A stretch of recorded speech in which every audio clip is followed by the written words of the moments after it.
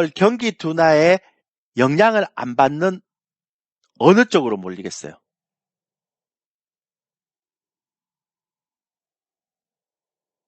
어느 쪽으로 몰리겠어요?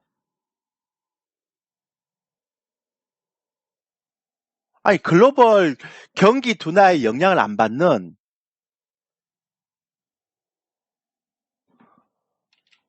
내수 중에서 지금 부양하는 것이 뭐가 있어요?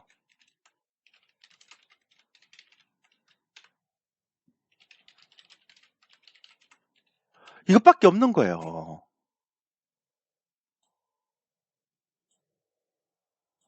그러니까 뭐 특정 섹터를 얘기하는 건 아니고. 그러니까 윤석열 당선자, 그러니까 윤석열 정부에서 세게 밀고자 하는 방향이 있는 종목들은 모멘텀이 붙어버리는 거예요. 왜? 글로벌 경기가 둔화가 되니까 이게 수출하는 입장이나 이런 쪽들이 공급망 정체가 풀리기 전까지는 모멘텀이 어떤 데도 없잖아, 지금. 아까 수급도 그렇고. 그러니까 여기에서 모멘텀을 찾아야 하기 때문에 그 모멘텀을 찾다 보니까 실적 관련주 말고, 그러니까 시장에서 갈 수 있는 형태는 그 실적도 제가 얘기를 했습니다. 왜 실적이 호전되는가를 다 분석을 해야 돼요. 실적 호전주 말고 모멘텀 있는 건 정책 관련주밖에 없는 거예요. 그 다음에 국내에서 지배력을 강화시키는 업종, 기업들. 이게 업종의 생태계가 바뀌면서. 그러니까 이런 거 말고는 도저히 생각을 해도 안 되는 거예요, 이게. 근데 이런 것들 중에 대형주 빼고 옐로칩이나 중소형주를 찾다 보니까 시장에서 이제 30%밖에 안 남는 거죠. 그래서 지금 모든 사람들이 정책 관련주 그런 거죠. 그 다음에 실적 호전, 정책 관련주. 그래서 지금 화두가 뭐예요? 몇 종목이 없으니까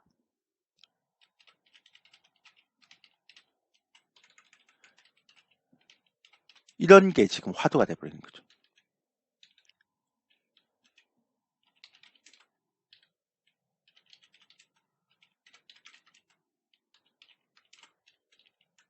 이거는 뭐 와원에서 있는 전문가뿐만 아니라 지금 뭐 가치 투자하는 최준열 대표, 이채원 대표, 뭐 강반청 회장부터 시작해서 지금 모든 자산운용사나 자문사부터 시작해서 모든 쪽이 이쪽만 지금 다 노리고 있는 거예요. 왜냐하면 증권사에 있는 애널리스트들은 이쪽을 이제 커버를 잘 못해요. 왜냐하면 아직도 인덱스 쪽을 이렇게 다 놓을 수는 없잖아요. 이제 그 펀드 규모가 원체 크기 때문에. 근데 이제 이렇게 움직이기 쉬운 쪽은 어떤 쪽인가 하면 비교적 이렇게 좀 규모가 작은 운영사나 아니면 스마트머니 이렇게 되는 거죠. 그 다음에 여기다 이제 기관이 숟가락 얹는 형태. 그러니까 외국인들은 이런 시장에서는 그러니까 몇몇 특징적인 종목만 이렇게 사지 잘 안 사요. 그러니까 무거워요. 외국인들이 그러니까 연기금이나 외국인들이 사는 종목들은 무거워요. 그러니까 LG 에너지 솔루션도 연기금이 그렇게 많이 샀지만 결국 알고 보니까 시간을 편입시키기 위해서 사는 거잖아요. 그러니까 그런 부분들에 대한 것들이 이제 굉장히 중요한 거라서 그렇게 보는 거고요.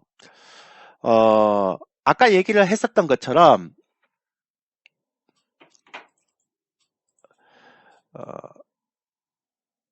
잠깐만요.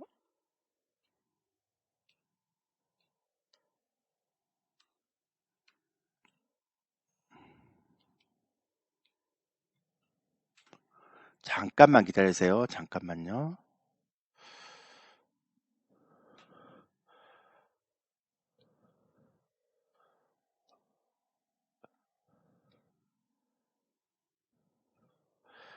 예.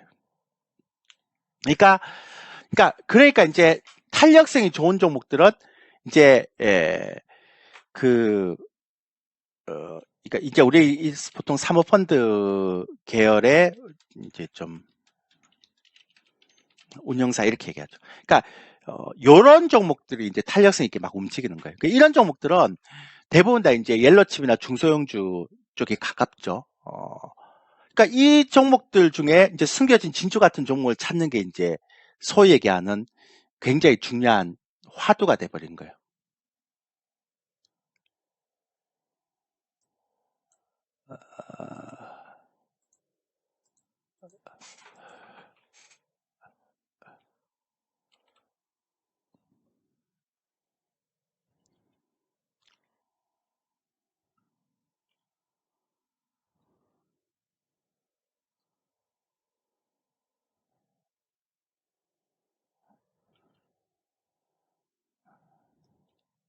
예, 잠깐만요. 자, 그래서 이제 아까 말씀드렸던 것처럼 이런 부분들에 대한 것들이 굉장히 크기 때문에 이제 그 종목을 어떻게 찾느냐의 게임이 이제 시작된 것 같아요. 제가 볼 때는. 이게 종목을 내가 어떻게 찾아서 어떻게 접근하느냐의 게임이 들어가기 때문에 이게 이제 가장 중요한 거라고 보거든요. 그래서 그러니까 이런 식으로 하나하나 이렇게 빼서 정리를 하다 보면 생각보다 남는 종목이 별로 없어요. 그래서 제가 우리 회원들한테 맨날 얘기했던 게 글쎄요. 내가 중기적으로 가져갈 종목들은 10개 종목 미만, 나는 10개 종목 미만일 것 같다. 올해는 내가 하반기에 되게 좋을 것 같은 종목들은 앞만 봐도 한 10개에서 15개 미만인데 그 중에서 뭐 진짜 핵심만 고르면 되니까 별로 좋아 보이지 않는다. 이런 생각. 물론 이제 올라가는 종목도 있겠죠. 근데 진짜 주도주가 될 수 있는 종목군들을 이제 얘기한다면 이 정도의 흐름이 되겠죠. 그래서 저는 우리 회원들한테 얘기했어요. 올해는 롱숏 전략이 맞는 것 같다고. 그러니까 이 롱숏이 뭐냐면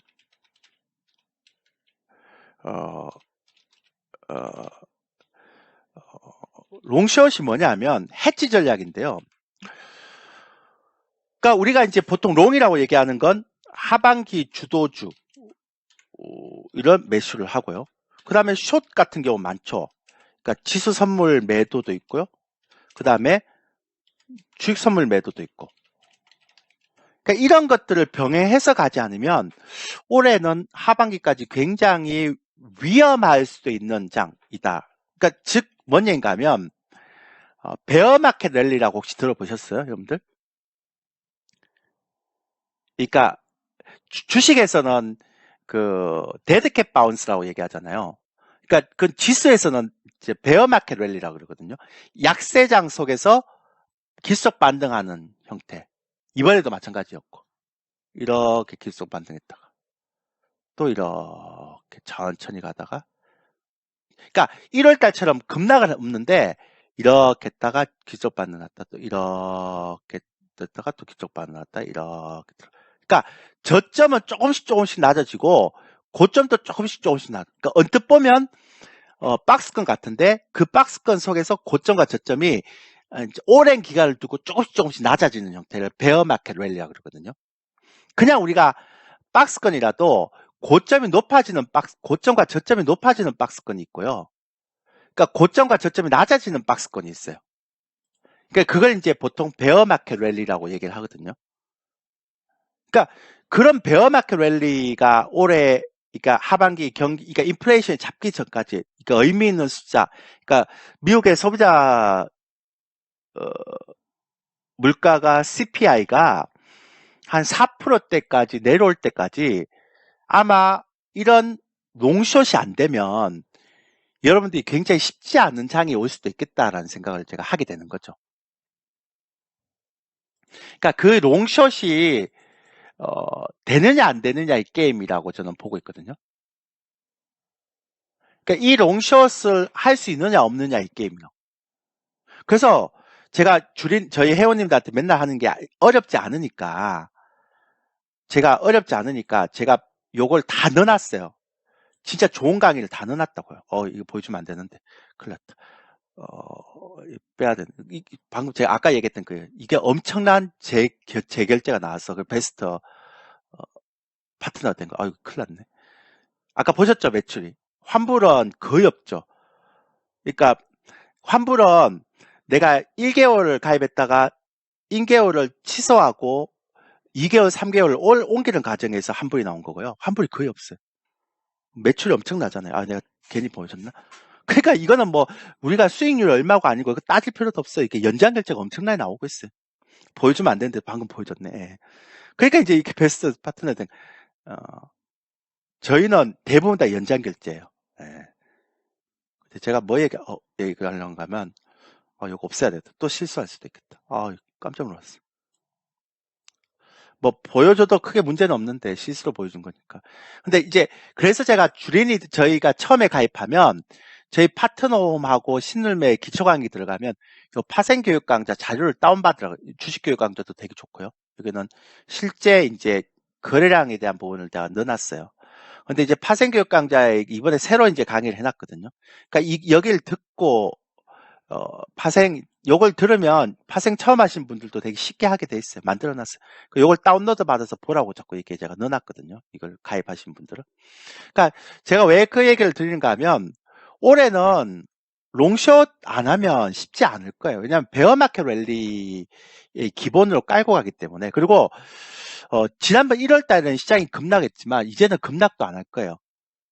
그러니까 좀 빠질 것 같은데 다시 땡겨버리고, 빠질 것 같은데 다시 땡겨버리고, 빠질 것 같은데 다시 땡겨버리고. 그래서 우리 회원들한테 맨날 얘기하는 게 뭐냐면 파생도 이제는 추격 매수하면 안 된다.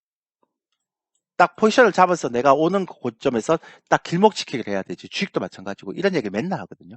그 다음에 주식도요, 한 20% 30% 갔다가 또 윗꼬리다가 쭉 빼고 또 올라갔다 쭉 빼고 이렇게 돼요. 그러니까 길게 보면 저점과 거점을 계속 높여가는데 그 중간 과정에서는 계속 올라가는 게 없단 말이에요. 옛날 그 유동성장세처럼 계속 올라가는 형태가 없어요.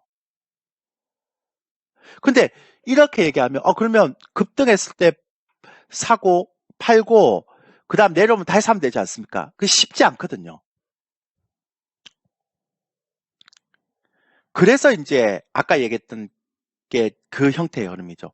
그러면 예를 들어서 아까 이제 뭐 자율주행 관련주도 있나요? 라고 했는데 그러면 왜 자율주행에서 LG노텍만 이렇게 돋보이느냐? 결국은 실적이거든요.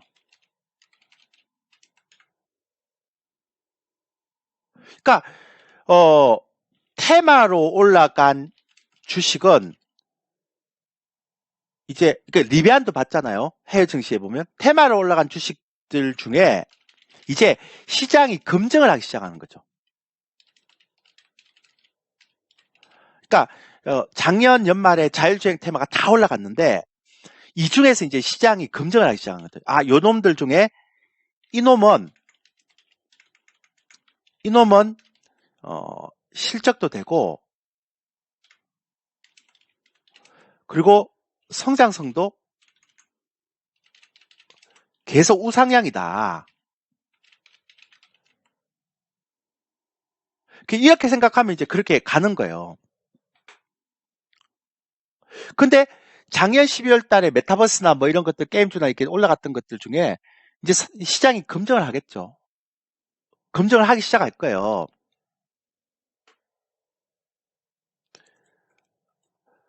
그러니까 아까 얘기 드렸던 것처럼 천민가 기종님 쿠폰 발행해 드렸네요. 시스템 때문에 사용 제한됐다 그래서 확인하세요. 그래서 그러니까 이제는 어떤 테마에 대해서 이제 작년 연말에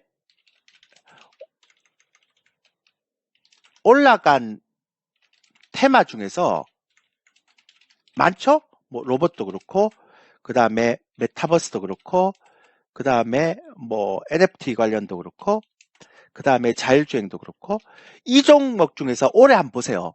올해 보면 잘 가는 종목이 있고 못 가는 종목이 있잖아요. 그러니까 그 얘기는 뭐냐면 이제 기대감으로 올라갔던 주식들이 이제 시장에서 검증하기 시작하는 거예요. 그러니까 이제 아마 이제 어제 삼성주총에서 앞으로 메타버스하고 로봇 사업을 할 것이다라고 얘기를 했죠. 근데 이제 처음에는 메타버스하고 로봇까지 좀 확 올라갔잖아요. 근데 이제 한 보름만 있으면 이제 시장에서 검증하기 시작하는 거죠. 그래서 이 종목이 아마 이 수혜를 받을 것 같다. 그러니까 삼성그룹이 어떤 식으로 메타버스와 로봇 사업을 할지에 대한 부분들을 이제 생각하기 시작하는 거예요. 그러니까 이게 이제 본격적인 거거든요. 그래서 제가 이게 LG노텍은 뭐 애플에 뭐 이렇게 뭐 납품하는 업체이기 때문에 뭐 올라간다 이런 개념이 아니란 말이에요. 그러니까 자율주행만 하나만 설명을 좀 드리자면 좀 죄송한 얘기인데 제가 자율주행 쪽만 설명드려도 지금 왜 삼성이 LG나 삼성이나 현대나 왜 대기업들이 로봇을 이렇게 진출하는지에 대한 부분들을 우리가 알 수가 있어요. 그러니까 그걸 제가 왜 삼성이나 LG나 LG전자나 삼성이나 현대차가 왜 로봇 사업을 자꾸 하려고 그러는지를 우리가 알 수가 있다고요. 왜 그런가 한번 보세요. 그러니까 그거는 올해 CES, 그러니까 올해 세계 가전 박람회만 보면, 박람회의 트렌드만 보면 다 이게 풀리는 거예요. 그러니까 올해 세계 가전 박람회의 트렌드가 뭐예요? 뭐 여러 가지가 있겠지만 나중에 또 제가 설명드리겠지만 우리가 여러분들이 신규회원들이 가입하면 제가 이걸 다 설명드리겠지만 5주 동안 제가 할 게 뭐 있어요? 이것만 설명할 거 아니에요. 그래갖고 관련 종목 뽑아내는 일만 제가 할 건데 내가 5주 동안 할 게 뭐 있겠냐고요. 이거 안 하고 계속 이 설명만 할 거예요. 삼성에서 로봇 사업 들어왔는데 왜 로봇 사업 들어오는지 또 관련주가 어떤 건지 이런 거 설명할 거예요. 그러니까 예를 들어 보면 이런 거죠. 그러니까 세계 가전 박람회 트렌드를 보면 뭐 여러 가지가 있겠지만 여기서 되게 중요한 게 이제 하나가 있는 게 뭐냐면 현대차 정의선 회장이 이번에 CES에서 로봇을 딱 갖고 왔잖아요. 근데 그거 로봇을 담는 차가 쭉 가서 그 차가 탁 열리니까 로봇이 딱 나오는. 봤죠? 되게 막 특이했죠. 자동차를 갖고 오지 않고 로봇을 담는 이렇게 크다란 이렇게 드럼통처럼 생겼던 거기에 그게 쭉 이동하더만 그게 이제 그 현대차 꿈꾸는 스마트 모빌리티라고 이제 나중에 그 가는 형태인데 그 스마트 모빌리티 시장을 꿈꾸는 거예요, 현대차는. 근데 그걸 왜 하느냐?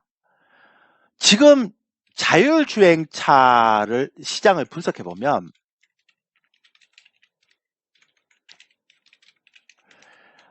테슬라하고 그 다음에 애플하고 아마존 이게 이제 요렇게 돼 있어요. 요렇게.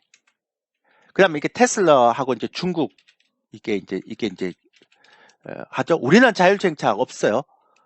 그냥 우리는 이제 자율주행차 들어가는 것들을 납품하는 그냥 회사지. 우리가 자율주행차 시장을 선도하진 않아요.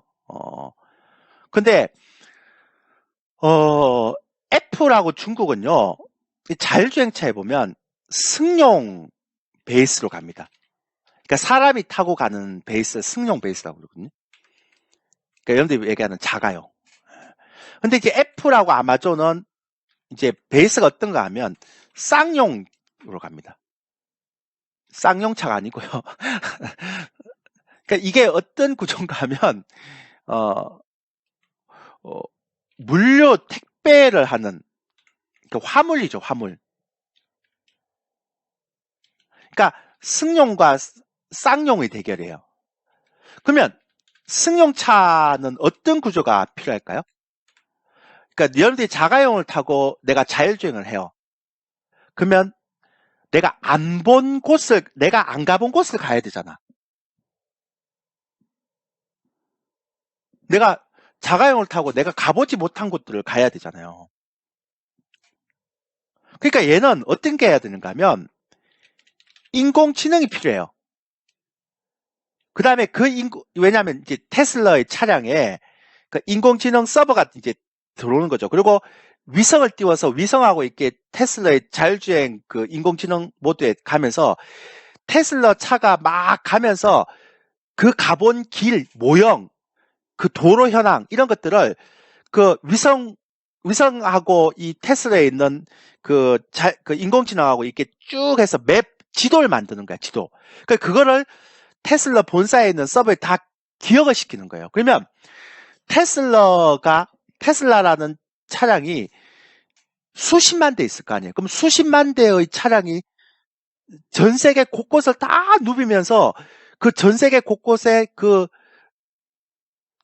자동차가 그 테슬라가 지나갈 때마다 그 도로 현황이라든지 지도가 실시간으로 위성을 통해서 그 테슬라 본사의 서버에 막 들어가면 다 지도가 만들어져 버리는 거죠.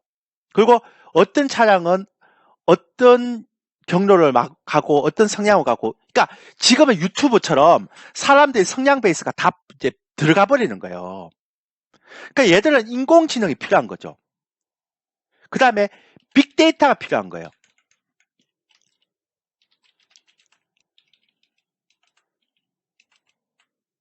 왜냐면 그 많은 그 동시에 막 수만 대의 자동차가 이제 전 세계 지형을 다 이렇게 다운로드 받는 것들을 테슬라 본사에 막 빅데이터에 딱 넣어야 되니까. 그 빅데이터를 가입하려면 서버가 있어야 되잖아요. 그리고 나중 되면 테슬라가 궁극적으로 꿈꾸는 건 뭐예요? 예, 차량 공유도. 그리고 더 심하게 가면 이제 이거는 이제 우버 같은 경우가 하는 경우인데 이제 테슬라가 넘보고 있는 거죠. 그러니까 얘가 뭐냐면 내가 직장에 이제 일을 하러 갔어요. 일을 하러 갔는데 어 그 내가 이제 그 테슬라의 자율주행을 타고 일하러 가서 테슬라 이제 어떤 내가 회사의 주차장에 차를 파킹시키고 나는 올라왔어요. 근데 내 차가 뭐 좀 좋은 차야. 벤츠, BMW 이런 차야. 그런데 그 차가 없는 사람이 벤츠 자율주행차 아니면 BMW 자율주행차를 타고 딴 데로 가고 싶어. 그러면 내가 지금 카카오 택시처럼 웹을 막 검색을 하는 거예요. 그 웹을 검색을 하면 나랑 가장 가까운 어떤 회사의 지하 그 주차장에 이 사람 차량이 주차가 돼 있거든요. 그러면 그 스마트폰으로 예약을 하면 이 사람이 그래요? 그러면 클릭을 딱 하면 이 차가 자율주행이 되니까 지 스스로 차가 쭉 주차장에 나와서 그래서 가까운 사람을 딱 태우고 그 사람을 목적지까지 태워주고 다시 얘는 내려오는 거예요. 이렇게 다시 지하 주차장으로 가는 거예요. 그러면 그 사람이 차량을 이용했던 하면서 받았던 그 요금 있잖아요. 그 요금을 연계시켜주는 그 업체랑 그 다음에 이 차를 빌려준 사람이랑 나누는 거예요. 그러면 얘는 내가 테슬라 자율주행차를 하나 있으면 내가 그걸 타고 회사에 가서 내가 업무를 하는 동안 이렇게 스마트폰 어플리케이션에 내가 등록만 해놓으면 그 차가 몇 번을 갔다 올 수도 있잖아. 사람을 태우고. 그러니까 택시처럼 영업을 하는 거야. 그러니까 테슬라의 그 앨런 머스크가 꿈꾸는 게 이런 거예요. 그러니까 나는 회사에서 일을 하면서 내 자율주행차, 테슬라라는 자율주행차가 택시처럼 영업을 해서 돈을 벌어다 주는 그런 시스템을 만들려고 하는 거죠. 무서운 얘기죠.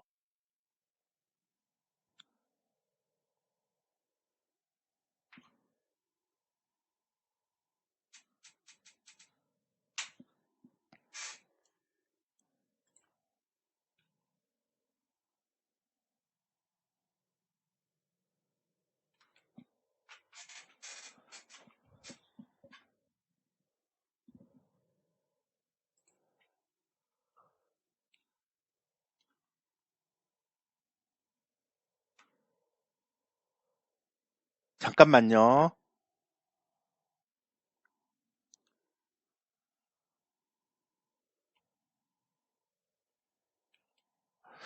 그래서 그러니까 이런 형태가 되니까 이런 형태가 되니까요. 그러니까 이런 형태가 되니까 이거를 이길 수가 없는 거예요. 애플이나 아마존은. 그러니까 이런 테슬라의 승용 베이스는 이길 수가 없는 거예요. 그러면 얘들은 누구랑 하겠습니까? 나중에 가면 이런 형태의 승용 베이스는 예, 인공지능이나 빅데이터를 할 수 있는 삼성전자, 왜냐면 여긴 다 이게 반도체로 들어가야 되고, 근데 여기서는 반도체만 팔면 되니까 삼성전자는 어차피 중간에서 써서 반도체만 팔면 되니까 상관없죠? 자, 그러면 애플이나 아마존은 절대로 이거 못 이겨요. 그래서 어떻게 생각하는가 하면, 그래, 나는 화물 택배를 가겠다. 난 테슬라 못 이긴다. 그래서 애플카나 아마존, 애플카가 어떤 형태로 가는가 하면 물류나 화물로 갈 것이다. 이렇게, 그러니까 이게 제가 자율주행 하나만 예를 들어서 설명해도 이렇게 길어요. 그러니까 이런 얘기를 여러분들 자식들한테 들려줘 보세요. 얼마나 좋아하겠습니까? 그러니까 제가 말씀드렸지만 신기회원님들은 그냥 제가 아까도 말씀드렸죠. 그냥 묻고 따지고 하지 마시고 그냥 딱 한 달만 결제해 보세요. 그냥 한 달 듣고 5주 딱 듣고 그냥 한마 딱 듣고 여러분들 자식들하고 같이 보면서 어떠냐? 연재 결제할래? 이렇게 물어보세요. 그냥 그러면 끝나요. 뭐 딴 거 얘기할 것도 없고요. 예. 제가 그러라고 지금 설명드리는 거예요. 요거 하나 적어놓으세요. 02349-4535. 예. 자, 근데 그러니까 이제 그 물류는 물류는 안 되잖아요. 아까 제가 말씀드렸죠. 여기 보시면 됩니다. 예. 여기 보시면. 예. 1개월이 아니라 1개월이 넘어요. 5주입니다. 5주. 5주에 할인 쿠폰 5만원 주고 58만원입니다.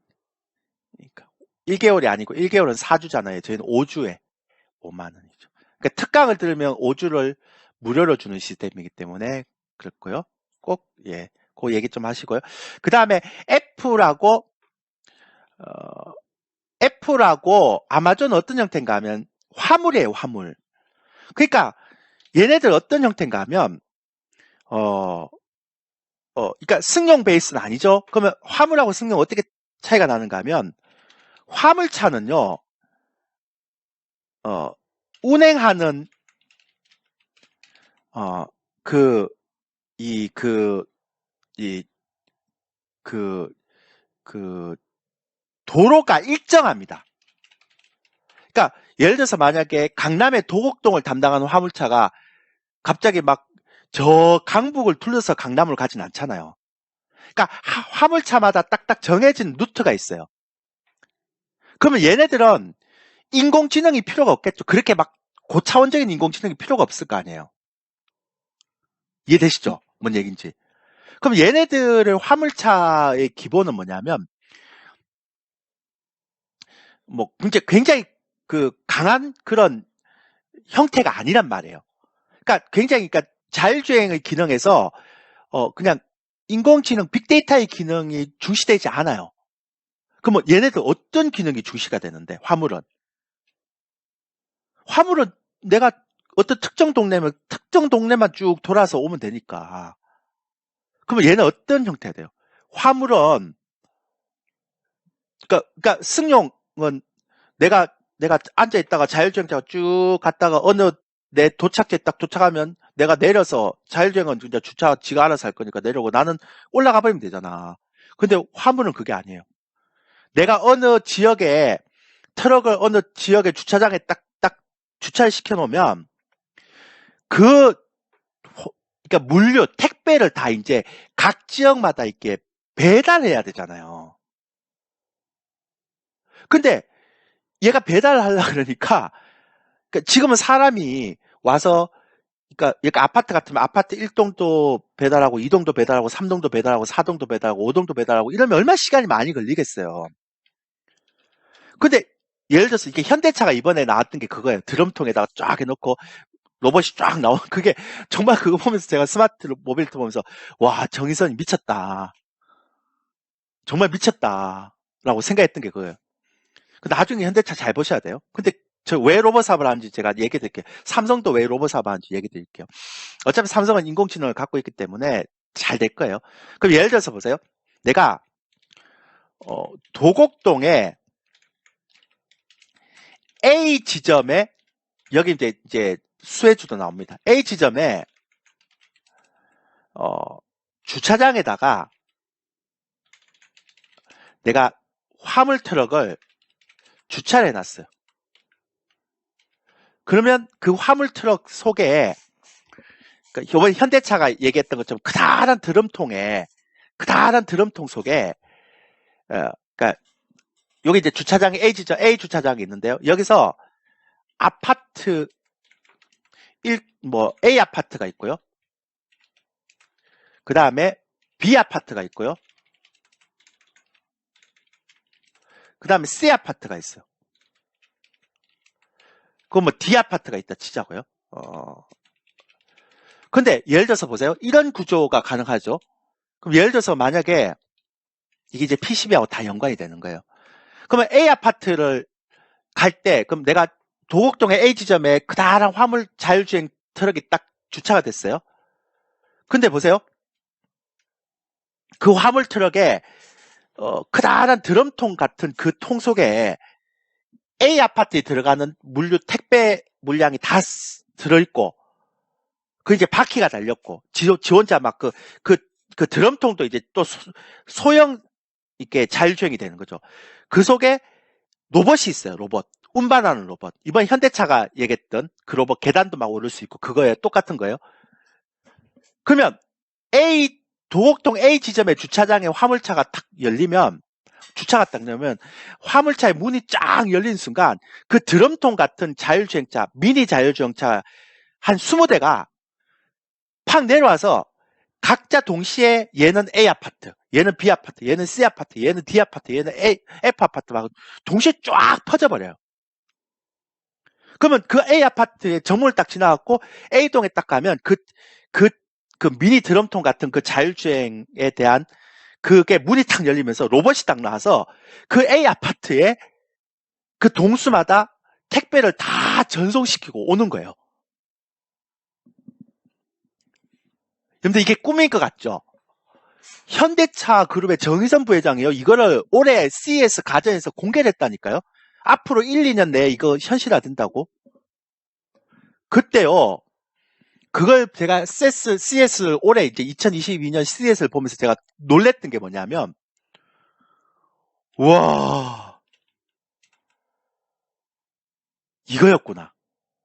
그러니까 애플과 아마존이 꿈꾸는 건 물류에서의 자율주행차인데, 물류에서의 자율주행차는 인공지능, 빅데이터, 서버 이런 게 차량 공유가 아니고 로봇이 핵심이구나.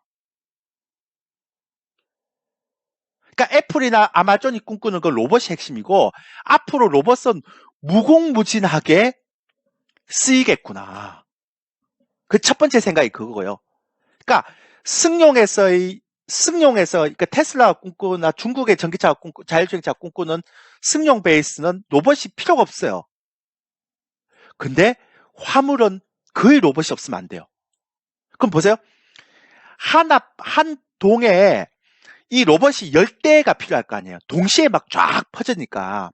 그러니까 이 화물차 도곡동 A 지점에 주차장에 화물차를 딱 내놓고 화물차에 문이 쫙 열리는 순간 미니 막 이렇게 드럼통처럼 이렇게 쭉 그 속에 이제 택배도 들어있고 로봇도 들어있는 그 바퀴 달린 그게 각자 A 아파트 가고 B 아파트 C 가고 동시에 10대가 쫙 아파트 딱 가서 로봇이 문이 쫙 열려갖고 그 드럼통 속에 있는 그걸 딱딱딱딱딱 택배를 한다고 생각해보세요. 로봇이 몇 대가 필요하겠어요.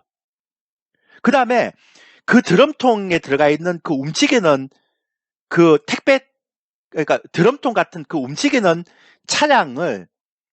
적은 차량을 몇 대가 필요하겠어요. 그러니까 현대차 꿈꾸는 스마트 모빌리티는 뭐냐면,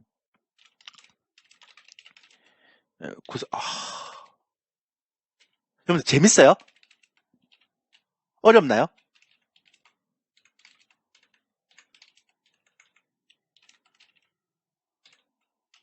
어려워요?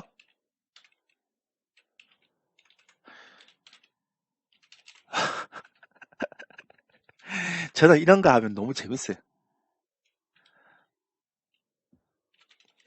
전 너무 재밌어요. 이게 뭐냐면 모든 사물에 다 움직임을 바퀴 달겠다. 움직이게 하겠다.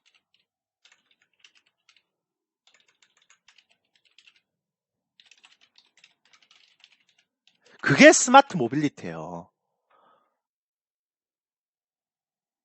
근데 제가 이걸 보면서 와, 로봇도 엄청나게 많이 들 것 같고 드럼통 같은 그 작은 그 스마트 모빌리티 같은 그것도 엄청나게 많이 들 것 같은데 이거보다 더 중요한 건 뭐세요? 아세요? 이렇게 되면 배달 택배 아저씨가 하루 종일 도는 거를 3시간이면 다 끝내버리죠. 그러면 어떤 사태가 벌어집니까? 대량 실업 사태가.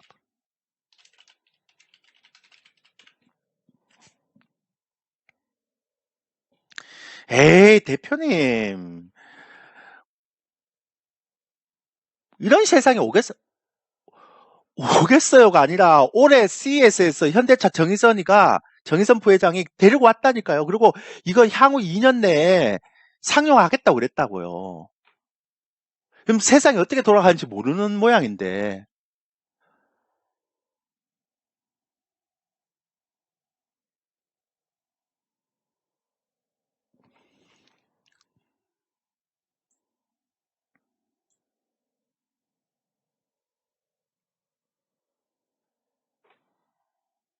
그러니까 여러분들이 생각하는 자율주행차도 그냥 자율주행차라고 공부하면 안 돼요. 이게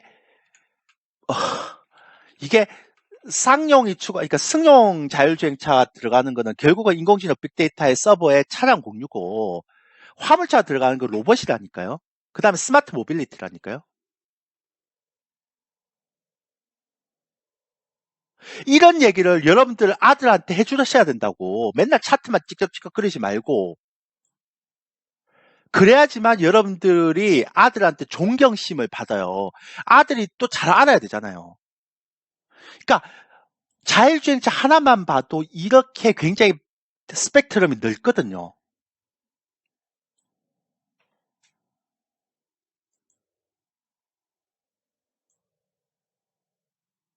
그렇지 않나요?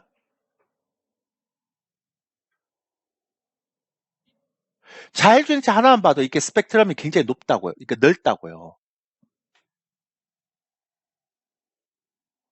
달라서가 이거 달아서.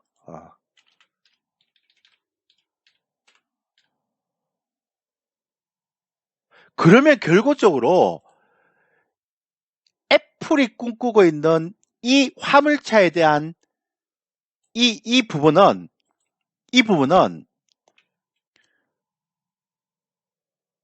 그러니까 이렇게 가는 구조에서 수혜 업종이 뭐를 봤을 때는 로봇이란 말이에요. 아마존과 애플이 꿈꾸는 그러니까 아마존은 리비안이라는 이게 자율주행 트럭 회사를 지분 투자했던 거 아니에요. 그러니까 이런 세상이 벌어지고 있기 때문에 테슬라에는 아무도 도전을 못 하잖아. 그러니까 삼성이나 LG나 현대차가 왜 이런 쪽을 가는가 하면 생각해보니까 이거 괜찮거든. 그래서 현대차도 이렇게 갈라 그러는 거예요. 이 자율주행차. 어디? 화물택배. 그래서 올해 CES에서 로봇을 데리고 나온 거예요. 얘들이 바보가 아닌 다음에야 왜 그걸 데리고 나왔겠어요. 근데 이걸 아무도 이슈가 안 되더라고요. 아니, 택배 아저씨들은 이걸 보면서 굉장히 공포감이 들어야 되는데 아무도 이거 이슈가 안 돼요. 그 얘기는 뭐냐면 저거에 대한 정확한 비즈니스 모델을 모르는 거죠, 사람들이. 이해를 못 하는 거예요. 너무 어려우니까. 왜? 애플이나 아마 미국은요, 아파트 문화가 아니잖아요. 그러니까 얘네들은 로봇을 만들 때 단순하게 만들면 돼요. 근데 우리는 아파트 문화이기 때문에 계단도 다 올라가야 되고, 현관도 열어야 되고, 엘리베이터 타야 되고, 복잡거든요. 아파트가 동수마다 다 다르기 때문에. 그러니까 이번에 현대차에서 갖고 왔던 CS에서 보면 그게 관절이 다 있어요. 관절이. 보셨죠, 여러분들? 계단을 오르내리게 최적화되게 만들어버린 거예요. 그러니까 현대차도 로봇 사업 진출하고 삼성도 로봇 사업 진출하고 LG도 로봇 사업 진출하죠.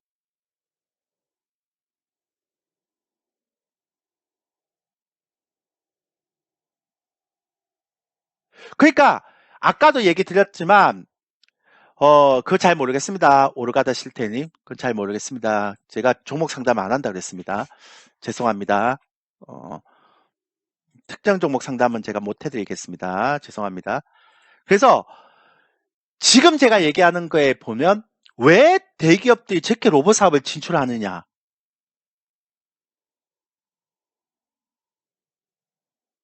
이런 수요가 어마어마한 수요가 있기 때문에 로봇 사업 진출하는 거죠.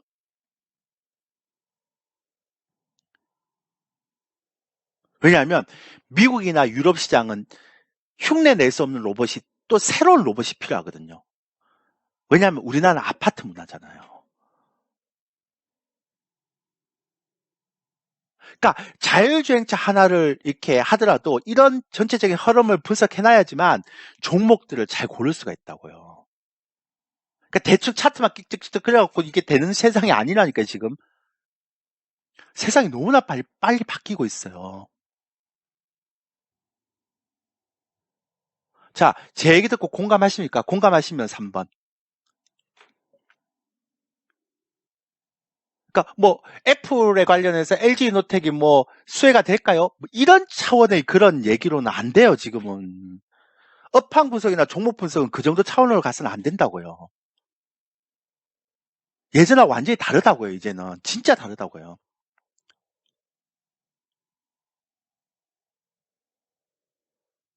이런 베이스를 가지고 찾아야 되는 게 이제 쉽지 않죠.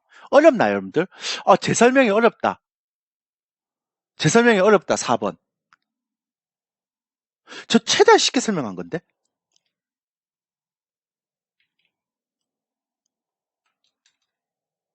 그래서 더 웃기는 거 얘기할까요? 이런 세상이 꿈꾸고 있기 때문에 CS에서 또 아이러니하게 정의선 부회장이 로봇을 막 관절이 있는 계단을 막 올라가는 로봇하고 그러니까 드럼통처럼 생겼던 바퀴 달렸던 미니 모빌리티를 선보였는데 그 다음에 또 선보인 게 뭔지 아세요? 메타버스 어, 앱 상의 비서 중간 단계의 비서 인공지능 비서 그러니까 이게 가상 세계에서의 이게 나의 아바타 그러니까 나의 아바타를 또 선보였잖아요. 이 기술을. 저 이거 보면서 되게 웃겼어요. 그 얘기 뭐냐면 이제 내가 이런 로봇에게 맡기고 너는 메타버스 세계에서 놀고 즐겨라. 그래서 그거 다 실직당하면 뭐합니까? 메타버스 세상에서 놀아야죠. 제가 메타버스도 나중에 설명을 드리겠죠. 이것도 여러분들이 생각하는 그 정도의 메타버스가 아니에요. 정말 심오해요. 세상이 완전히 통째로 바뀌어야 돼요. 이 메타버스를 보면. 그러니까 이런 식으로 구분하기 때문에 앞으로는 로봇뿐만 아니라 뭐 PCB도 마찬가지고요. 그 다음에 이게 스마트 모빌리티 이런 자율주행 이런 것들이 다 이제 바뀐다고요. 근데 이제 가장 중요한 거는 한국에서는 택배 회사의 그런 실업률도 있고 자율주행은 택시 기사 아저씨들도 문제가 생기고 막 이러니까 이게 규제가 없잖아요. 그러니까 막 걸리잖아요, 지금. 근데 좀 죄송한 얘기지만 어떡해요. 이제는 트렌드인데. 그러니까 저렇게 막 대기업들이 미국의 대기업들이 저렇게 만들게 되면 이게 트렌드가 돼버리거든요. 트렌드는 어쩔 수 없이 따라잡을 수가 없어요, 여러분들이.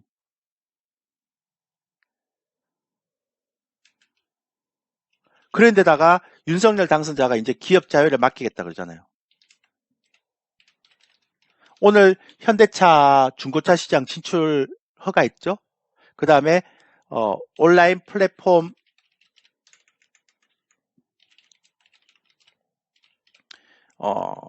그 관련법 원점에서 재검토하겠다 그랬죠?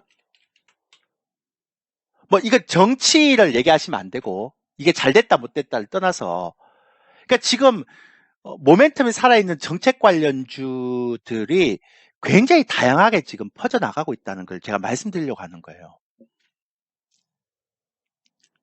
그러니까 기업을 굉장히 디테일하게 보고 그 기업에 대한 부분들을 송곳처럼 필새처럼 이렇게 분석하지 않으면 쉽지 않다는 걸 얘기 드리려는 거예요. 그러니까 단순히 애플이 삼성이 로봇 사업을 왜 진출하는지 이런 부분들에 대한 것들을 그러니까 전체적인 자율주행차 시장의 어떤 구도를 보면서 이제 우리가 느껴야 되는 거죠.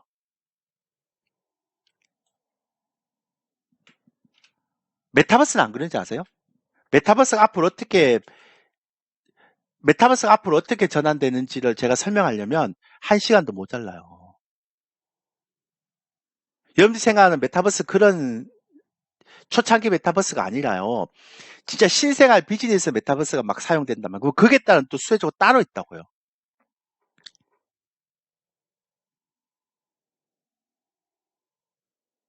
그 다음에 신재생에너지도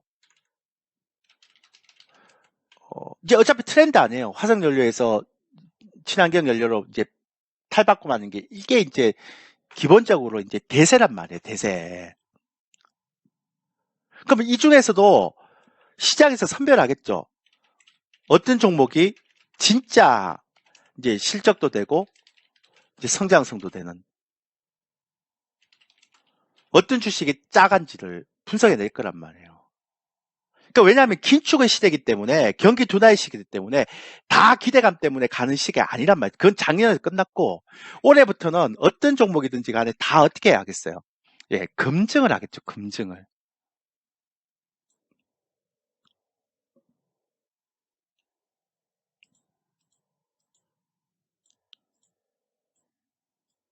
현대차가 왜 중고차 시장에 진출하겠습니까? 신차 판매가 이런 공급망 병목 현상 때문에 판매가 안 되니까.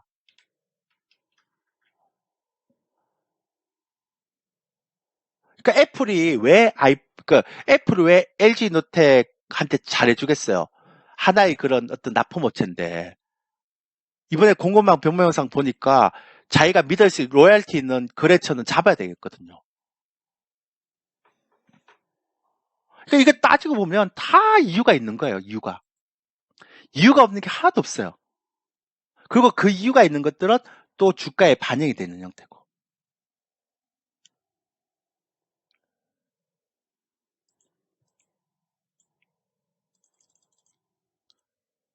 그러니까 이런 것들을 보면서 우리는 굉장히 중요한 뭔가를 깨달아야 되죠.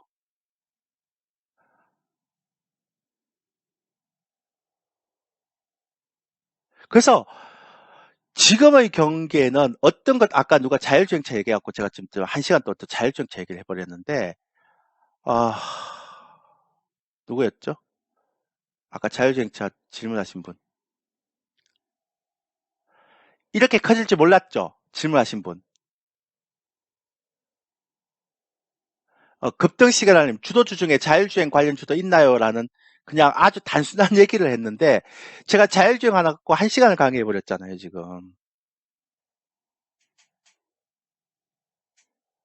여러분들 이제 진짜 공부하셔야 돼요. 제가 농담을 하는 게 아니라, 공부는 진짜 하셔야 돼요. 이제 앞으로의 세상은 같은 업종 내에서도 가는 놈이 있고 안 가는 놈이 있고 그래요. 그걸 찾아내야 된단 말이에요. 점점 어려워져요. 예, 쉽지 않아요. 그래서 이제 정책 관련주도 내일 또 얘기하겠지만 정책 관련주 중에서 진짜 그러니까 똘똘한 정책 관련주가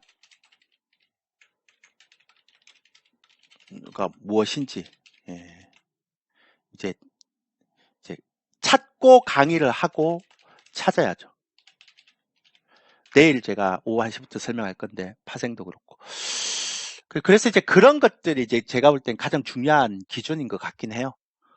그러니까 이런 것들을 그러니까 물론 이제 원전 관련주라서 원전 관련주 다 좋은 것도 아니고, 그죠? 그 다음에 그 원격 의료다고 원격 의료 관련주가 다 좋은 것도 아니고, 이제는 이제 약간 차이가 있으니까 그 차이에 대한 부분들을 이렇게 펀더멘탈이나 아니면 공부를 해서 이제 찾아내야 되는 부분들이 굉장히 필요하지 않을까.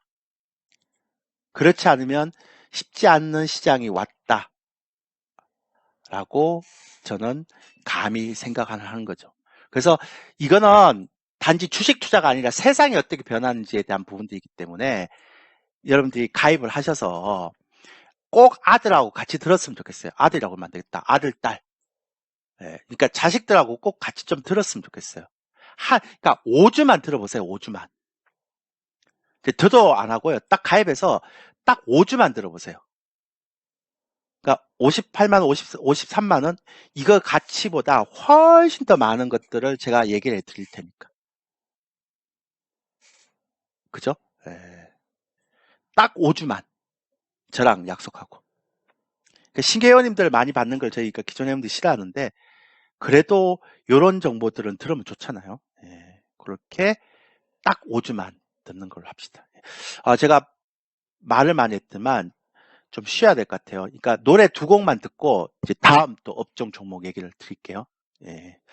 또 노래 2곡만 들을게요. 예. 2곡 들 동안 가입하실 분들 꼭 가입을 하시고 혹시 제 방송과 관련된 문의사항 있으면 채팅창에 올려주시면 됩니다. 종목 상담은 안 됩니다. 죄송합니다. 예. 노래 2곡만 듣고 할게요. 제가 보기에는 아까 어디까지 얘기했죠? 그러니까 제가 보기에는 이제 아마 하반기에 로봇 관련주 중에서 이제 똘똘한 주식 한 2개 정도는 괜찮을 것 같아요.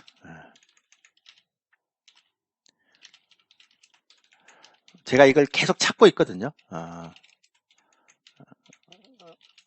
근데 시장이 너무 알려진 종목들은 별로 안 좋을 것 같고 원래 숨겨진 종목들 진짜 대박주는 이렇게 시장이 잘 안 알려 있는 게 맞죠. 시장이 너무 알려져 있는 종목들은 보통 별로 이렇게 썩 좋은 형태의 흐름은 아니죠. 제가 경험해 보니까 그럴까 하더라고요. 예. 그런 형태니까 좀 보시면 되고요. 그리고 이제 모르겠어요. 저 개인적으로는 PCB가 공급 부족이라고 하는데 이게 MLCC도 예전에 그랬고요. 이게 공급 부족이면 또 설비 투자를 좀 하거든요. 근데 저는 개인적으로 그 생각을 좀 많이 하고 있는데 그냥 제 생각이니까 그냥 여러분들이 그냥 듣고 가세요. 근데 저는 우리 회원님들한테도 얘기했지만 뭐 제가 틀릴 수도 있어요. 근데 저는 저희가 이렇게 관심 종목에 넣어놨는데 사실 PCB는 저는 관심에 없어요. 이게 예전에 제가 한번 라이브 방송에서 얘기했잖아요. 그 무방에서 이게 PCB가 저가형 PCB에서 이제 고급 사양으로 제가 바뀌었다고. 이제 자율주행차 같은 경우도 PCB 잘 들어가야 됩니다. 이건 생명과 연결되기 때문에 예전에 통신 같은 쪽에 들어가는 핸드폰에 들어가는 PCB나 통신에 들어가는 PCB는 사고가 나도 문제가 없지만 자율주행차에 들어가는 PCB는요 이게 도로에 대한 전기장 마찰 뭐 이런 거 이상 반응 때문에 이게 들어오면 이게 생명과 직결되는 부분이기 때문에 굉장히 촘촘하게 들어가야 돼요. 그러니까 중국이나 이런 후발 업체들이 잘 못 만들어요. 고급 PCB라고 보통 얘기하는데요. 그러니까 회로도 되게 막 촘촘하게 들어가 있어야 되고. 근데 이거 제가 PCB는 진짜 제가 공부를 많이 했거든요. 예. 근데 저는 사실 공부만 하면 할수록 PCB에 대해서 자신이 없어요. 그러니까 이게 공급망 부족 때문에 이렇게 올라가고 있긴 한데 지금 들어가야 되냐라는 것들에 대한 자신도 없고 솔직히 얘기하면 그러니까 뭐 대덕전자 하나 정도만 뭐 이것도 오늘 막 7% 올라가서 전고점을 돌파해 버렸잖아요. 그러니까 뭐 심택이나 뭐 코리아 그 서킷이나 심택이나 뭐 이스페타시스나 이런 부분들에 대한 것들이 솔직히 자신이 없어요. 그러니까 그리고 이 가격대에서 내가 더 많이 먹겠다. 라고 예상하는 것도 좀 부담스럽고요. 그래서 저는 사실은 공부는 정말 많이 했는데 우리 그 회원들이 계속 물어봐요. PCB 어떠세요? PCB 어떠세요? PCB 어떠세요? 대표님 왜 PCB 안 하세요? 라고 얘기할 때 제가 최근 들어서 PCB에 저는 뭐 모르겠습니다. 공부 정말 많이 했는데 모르겠습니다. 그리고 이제 그냥 넘겼어요. 그냥. 뭐 또 이게 또 가면 또 어쩔 수 없긴 하겠지만, 예. 그래서 가도 어쩔 수 없다. 어차피 그러니까 제가 커버를 안 되는 종목이라고 생각하고 그냥 PCB는 그냥 내드렸어요. 근데 PCB는 확실히 이제 앞으로 많이 쓰이죠. 그리고 그 고급 PCB 뭐 자율주행도 쓰이고 이제 5G 뭐 이제 더 그러니까 통신도 이제 세대가 넘어갈 때는 더 많이 써요. 근데 이제 이게 제가 여기까지만 얘기할게요. 예, 더 얘기하면 뭐 제 결과가 틀릴 수도 있으니까. 근데 좀 PCB 공부를 정말 많이 하면 많이 할수록 자신이 없어요. 이 가격대에서는. 예, 좀 그래요. 예, 그래서 개인적으로 뭐 가지고 있는 분들 계속 가지고 있을 수 있겠지만 제가 뭐 하반기에 노릴 만한 그런 어떤 형태로만. 근데 굉장히 이제 후발 업체가 따라오지 못하는 거는 분명한 것 같아요. 제가 봐도. 그러니까 쉽지가 않아요. 점점 한국의 PCB 업체들이 이제 차별화하고 있는 것도 맞고요. 그 다음에 절호의 기회로 공급망도 계속 부족 사태가 계속 나올 것 같아요. 지금의 어떤 이런 형태라면. 예, 그렇게 하고 저희 회원님들은 다음 주부터 저희가 지금 공식 종목이 2종목밖에 없어요. 그래갖고 이제 다음 주부터 본격적으로 이제 주식을 좀 편입하겠다라고 말씀을 드렸거든요. 예. 그래서 아까도 말씀드렸던 것처럼 조금은 이 뭐라고 그럴까요? 좀 이 섹터를 좀 구분하는 부분이 굉장히 필요하다고 생각해요. 오히려 저는 올해는 그러니까 되게 많이 지금 얘기가 되고 있지만 올해는 건설주, 그 다음에 건자재, 그 다음에 폐기물 업체, 그 다음에 시멘트. 그러니까 이쪽에 제가 좀 똘똘한 종목을 찾으려고 노력을 많이 하고 있어요.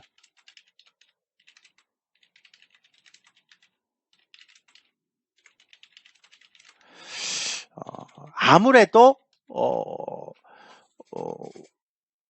그러니까 이번에 이제 윤석열 대통령 당선인이 오늘도 인터뷰한 걸 보니까 정치 얘기는 하지 맙시다.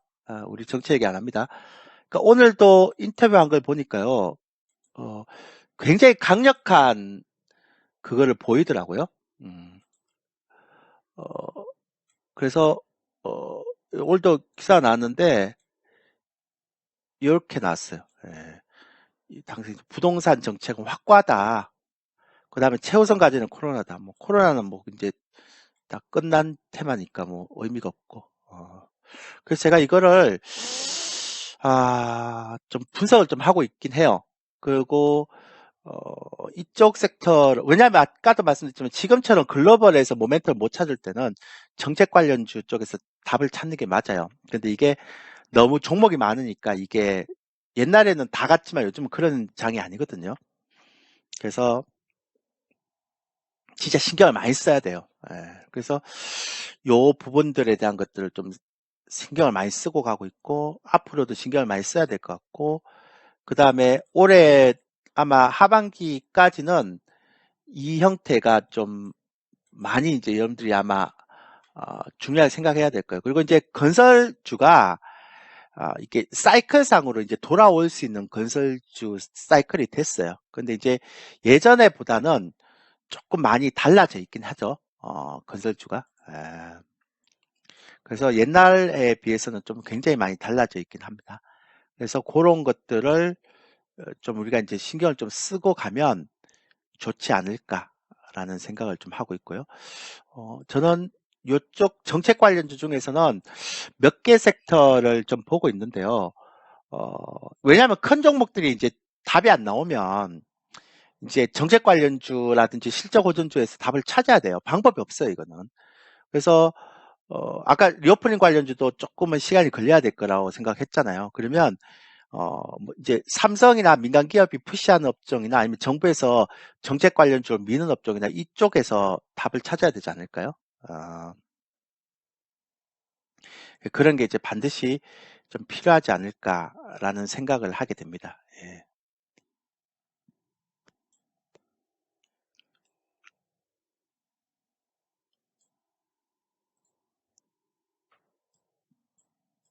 그래서 아마 이쪽 섹터가 아마 굉장히 좀 눈여겨봐야 되는 섹터가 아닐까. 그 얘기를 하고요. 되게 많은 사람들이 얘기를 하잖아요. 그리고 제가 또 보는 게 뭐냐면, 뭐 너무 뻔한 얘기 아닙니까? 원전 관련주 중에서도 이것도 하고요. 그 다음에 신재생 에너지. 이거 어차피 트렌드예요. 뭐 이런 쪽. 그다음에 아까 이제 첨단 주식 중에서는 이제 새로운 사업 중에 로봇 관련주라든지 자율주행주 이런 것들은 이제 우리가 새롭게 이제 뽑아야 되는 거잖아요. 그러니까 어떤 게 이제 주도주가 되고 수혜주가 되는 걸 새로 뽑아야 되는 형태니까 아직은 뭐 그렇게까지 없지만 요 섹터도요 변동성이 좀 커지긴 하겠지만 아마 똘똘한 종목들이 꽤 많이 나올 겁니다. 제가 볼 때는 원정관 원격 의료는 제가 이거는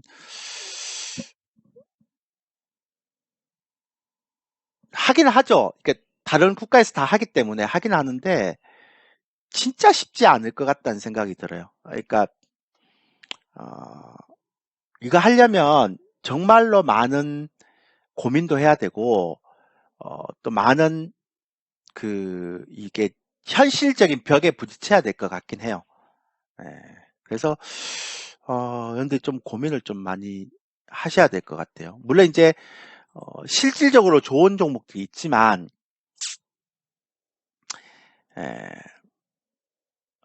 얘기하는 건 좀 힘들 것 같고요. 그리고 그 건설 쪽 그러니까 여름날 때 제가 말씀드렸지만 제가 얘기 안 했나요?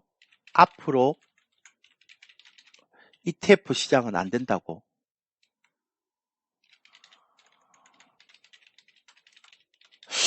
왜 ETF 시장이 안 되는가에 대한 부분을 제가 설명을 좀 드리자면 앞으로는 개별 종목 장세예요. 그러니까 하나만 얘기를 드리면 그러니까 이번에 윤석열 대통령 당선자의 부동산 정책이 공급 위주의 정책이잖아요. 그리고 재건축, 재개발 규제 완화잖아요. 그리고 재법도 되게 많이 있고요. 그러면 여러분들이 이걸 공부를 해보면 그냥 한번 공부를 해보세요. 공부를 해보면 우리나라에 있는 수많은 건설주들 중에서 수혜가 되는 종목들이 몇 종목 없어요. 그러니까 많으면 한 3개 정도에서 4개.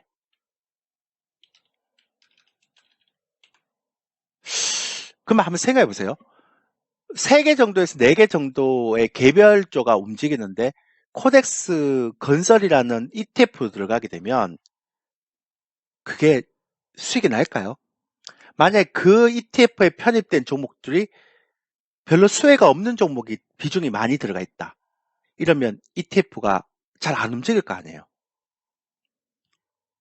그 제가 아까 그러니까 우스갯소리로 얘기한 게 아니라 앞으로는 패시브가 안 되기 때문에 그러니까 ETF처럼 묶어서 들어가는 건 굉장히 부담스럽다라는 얘기를 굉장히 많이 했거든요. 그러니까 어떤 정책이 나오거나 어떤 재료가 그러니까 아까 자율주행차도 제가 말씀드렸잖아요. 그러니까 자율주행차를 얘기하면서 이걸 다 분석해 갖고 어떤 종목이 진짜 수혜가 될 종목인지를 핀셋 전략으로 딱 들어가야 돼요.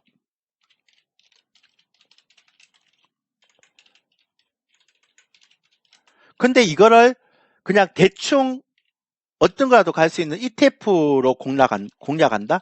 그러니까 메타버스도 마찬가지고. 이거는 제가 볼 때는 올해 하반기는 필패입니다, 필패. 그러니까 지금까지는, 작년까지는 그렇게 그러니까 ETF 시장이 활성화됐기 때문에 그럴 수 있는데, 올해부터는 그렇기가 진짜 힘들 것 같아요. 그냥 안 돼요. 그건 진짜 제가 볼 때는 말리고 싶어요.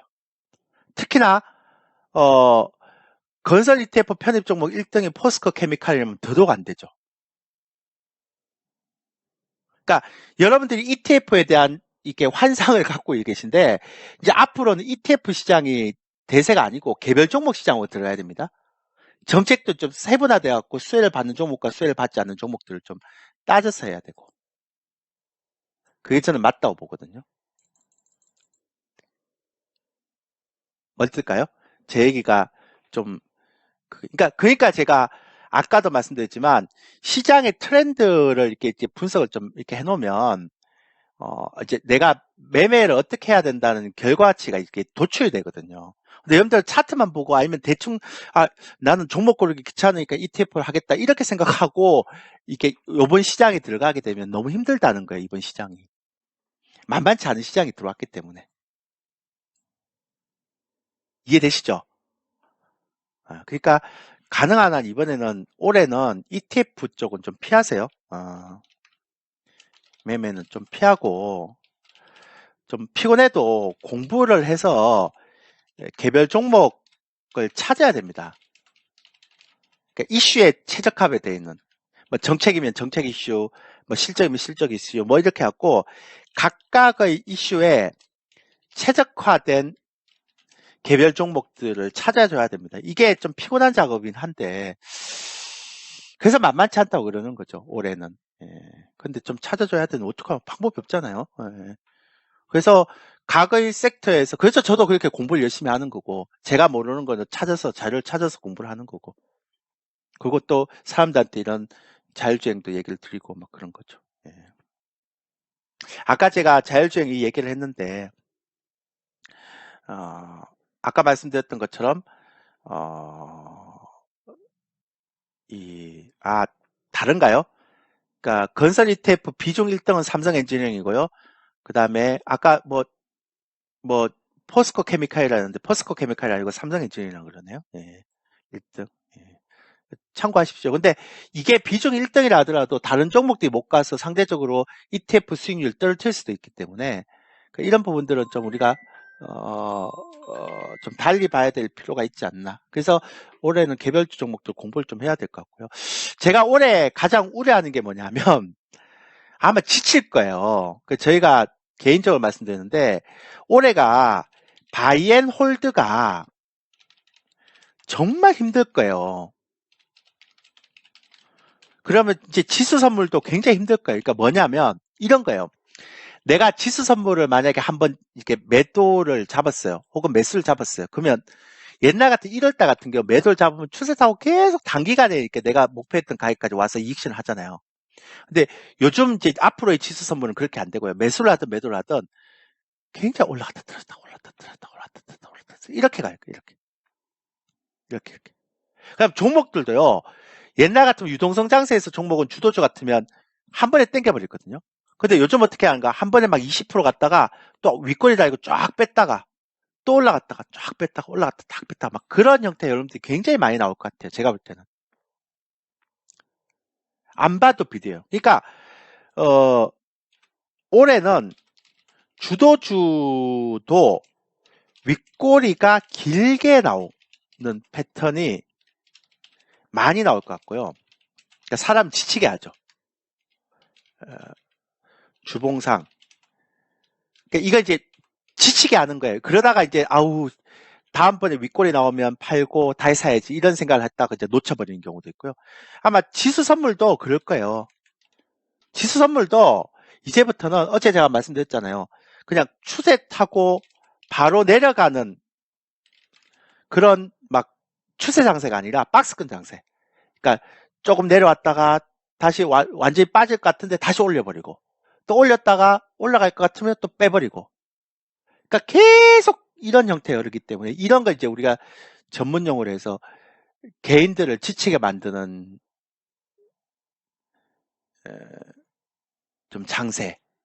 그런데 이런 과정을 통해서 진짜 개인들의 물량을 싹 잡아먹는 장세 이렇게 되는 거죠.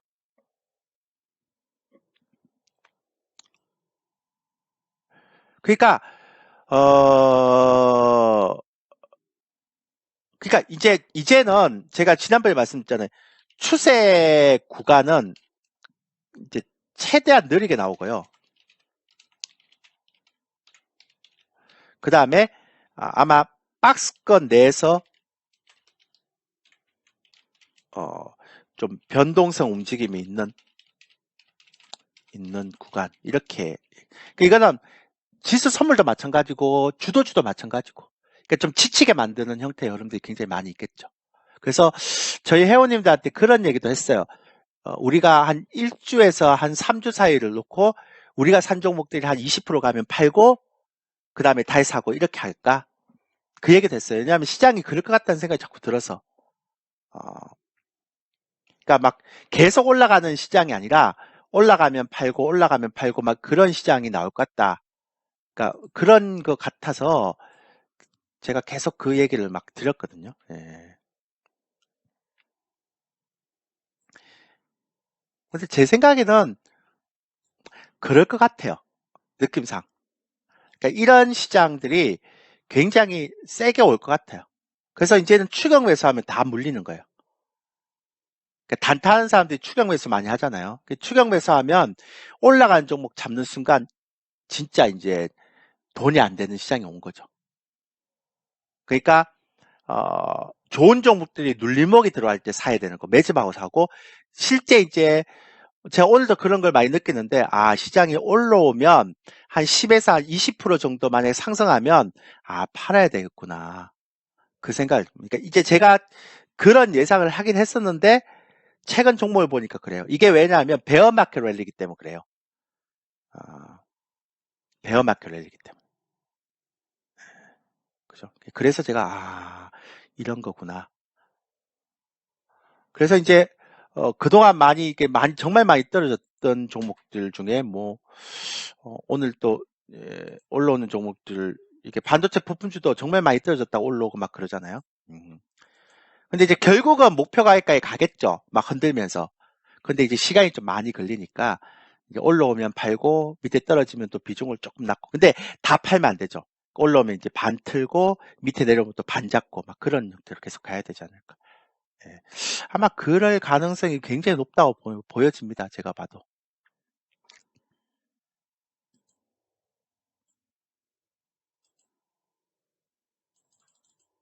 음. 그럴 가능성이 되게 높아 보여요. 그래서 종목도 개별 ETF보다는 개별 종목들 좀 하고 종목도 이제는 추세보다는 그냥 변동성 구간에서 계속 조금씩 거점과 저점에 올라가든지 고점과 저점에 내려가는 형태의 흐름들. 그러니까 추격 매수하는 순간 하루에 막 10% 20%씩 물리는 거는 뭐 여사겠네요. 어, 그래서 제가 우리 회원들한테 제가 말씀드리지만 이제부터는 주식 선물 매도도 좀 하자. 같이 병행하자. 아마 다음 이제 내일 토요일 날 주식 선물에 대한 부분도 제가 설명을 좀 드릴 겁니다. 그래서 아까도 말씀드렸지만 롱숏이 가능해야 된다. 이제는 그러니까 롱만 가지고 매수만 갖고 이제 들어가기는 굉장히 부담스러운 시장이다. 그러니까 올해는 롱숏 전략이 맞다. 그래서 주도주를 매수하고 숏 지선물 매도하거나 주식 선물을 매도해서 약한 주식 그렇게 해서 접근하는 게 올해는 좀 훨씬 더 효과적인 방안이 아닌가라는 생각을 하게 됩니다. 그럴 것 같지 않아요? 저는 100% 그럴 것 같은데. 이게 왜냐하면 모멘텀이 없어서 그래요. 모멘텀이. 자, 오늘 그래도 이제 개인들이 조금씩 부담감을 느끼네요. 예, 이제 막 사지 않습니다. 오전에 되게 많이 샀다가 이제 약간 부담감을 느끼는 것 같아요. 생각보다 많이 못 가네? 시장이 막혀 있네. 막 이런 느낌들이 좀 오는 것 같지 않나요? 되게 경계하죠, 이제. 상방이 막힌 것 같다는 생각도 들고. 그죠? 재밌네요. 그래서 제가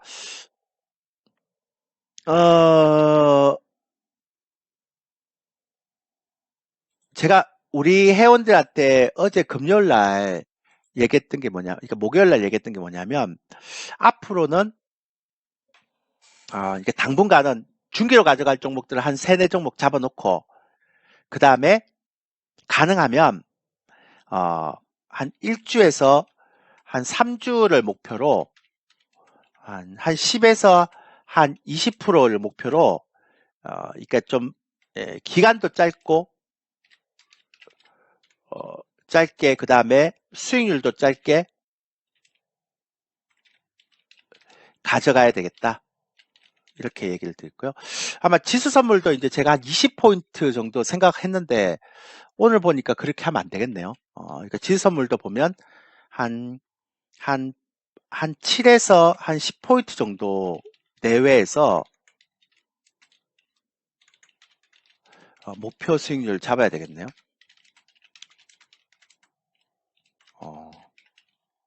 그러니까 장이 조금은 경계감이 많이 있는 시장이네요. 그렇게 하는 게 맞는 것 같습니다. 그럴 것 같죠? 우리 회원님들 이렇게 해야 되는 게 맞는 것 같죠? 지금 보니까 그러니까 시장이 조금씩 이렇게 포인트를 좀 짧게 가져가야 되는 게 맞는 것 같죠? 사고 팔고 이렇게 자주 해야 될 것 같죠? 똑같은 종목이라도 나중에 만약에 목표 가격이 그까지 간다 하더라도 그래야 될 것 같아요. 그러니까 지수선물을 한 7에서 한 10포인트 정도에서 가져가고 그 다음에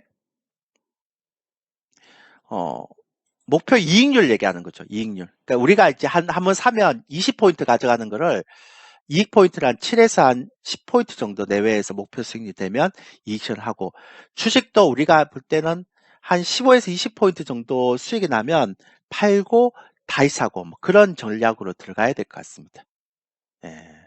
아마 당분간은 이렇게 될 것 같고, 그리고 진짜 좋은 주식 있죠.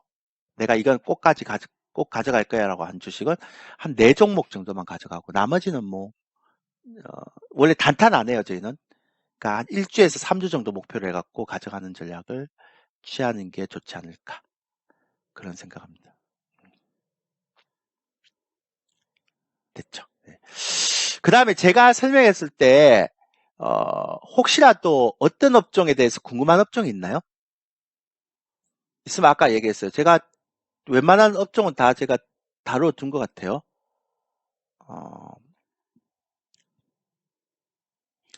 제가 지금 웬만한 업종은 다 다뤄준 것 같고, 제가 안 다룬 업종이 별로 없는 것 같은데, 조선주는요, 제가 우리 그 회원들한테 말씀을 많이 이제 했는데, 리오프닝하고 좀 똑같은 관점에서 좀 접근했으면 좋겠다라고 얘기를 많이 했어요. 그러니까 그 얘기는 뭐냐면, 시간이 많이 걸릴 것 같다. 그러니까 바닥은 잡은 것 같은데, 생각보다 시간이 좀 많이 걸릴 것 같다. 그래서,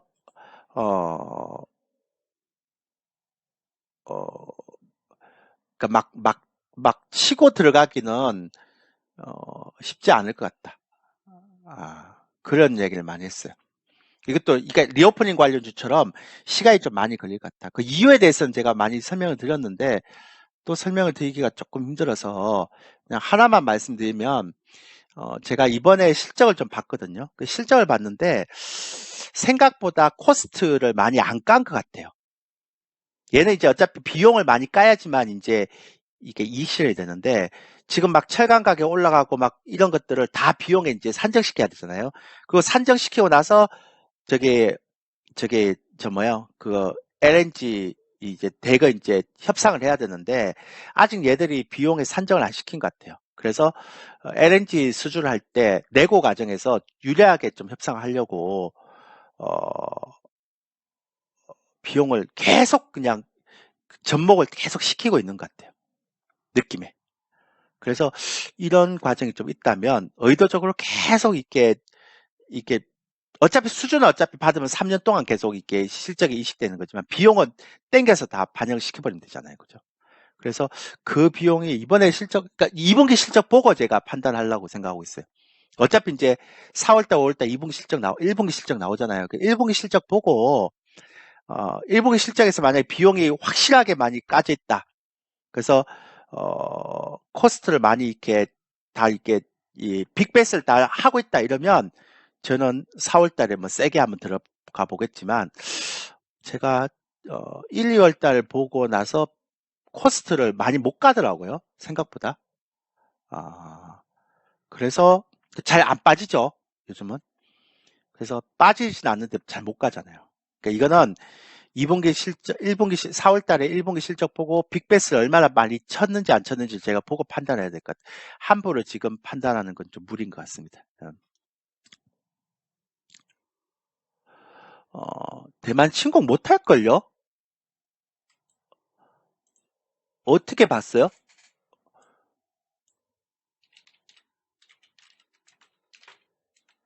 그게 나왔나요? 이거 기밀 보고서. 이거 못하죠. 야, 이거. 저는요, 그러니까 제가 아까도 말씀드렸지만, 이것 때문에, 야, 시장이 이렇구나. 음, 음. 제가요, 제가 제일 우려하는 거는요, 경기는, 아까 말씀드렸죠. 경기는 절대로 이렇게 급락하는 게 없어요. 이 경기 지표는. 천천히 하라 그래요, 천천히. 근데 긴축 이슈라든지 지정학적 리스크는 되게 세게 하라 그래요.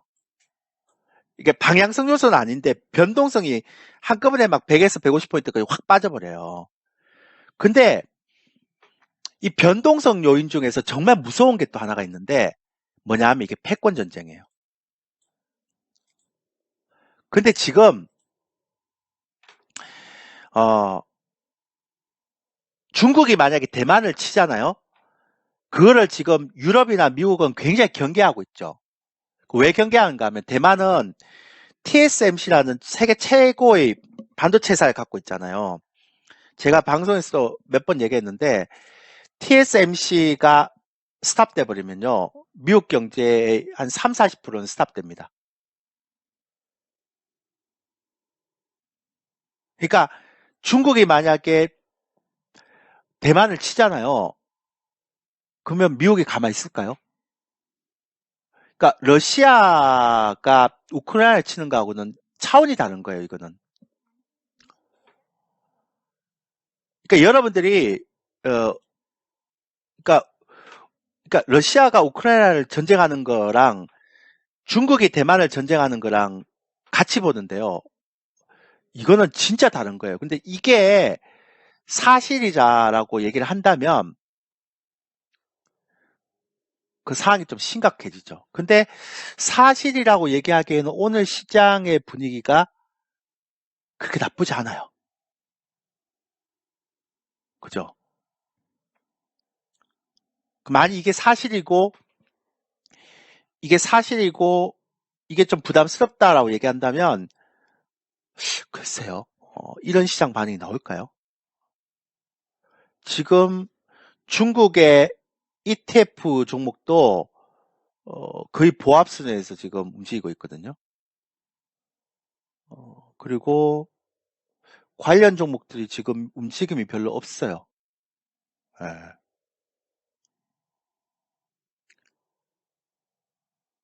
근데 진짜 만약에 이런 일이 일어나면 이건 진짜 심각한 거예요. 그러니까 러시아하고 우크라이나 이거하고는 차원이 다른 얘기예요.